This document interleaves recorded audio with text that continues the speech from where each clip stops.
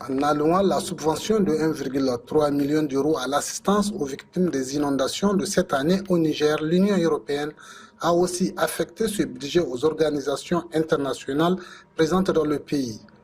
Le ministère des Affaires étrangères du Niger, dans un communiqué, considère cette procédure contraire au principe de transparence et a décidé qu'un audit sur son usage sera fait.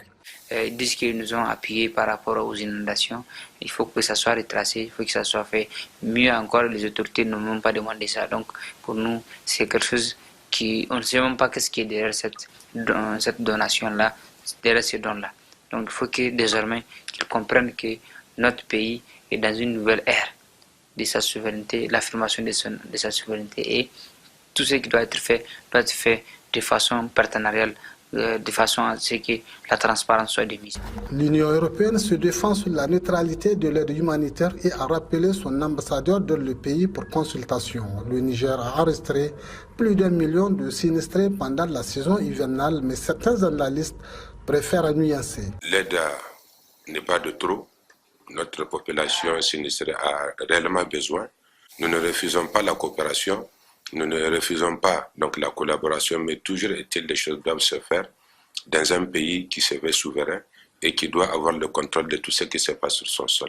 Le président du Conseil national de la jeunesse, qui pense que ce feuilleton serait passager, plaide pour le respect des règles de coopération internationale.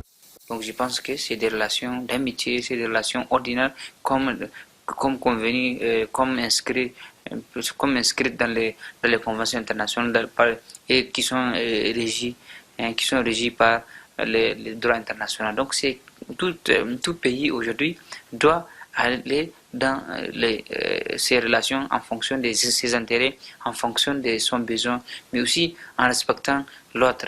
Parce que depuis longtemps, nous avons été traînés comme étant des petits pays ou des pays à qui, entre parenthèses, on dicte ce qu'ils veulent. Le Niger vient de demander à l'Union européenne de changer l'ambassadeur. Le ministère des Affaires étrangères, dans un communiqué, a demandé de trouver un remplaçant à Salvador Pinto da França, qui, selon les autorités nigériennes, a continué à effectuer les aides aux ONG malgré plusieurs rappels. Marugado, correspondant CGTN français, Niamey au Niger.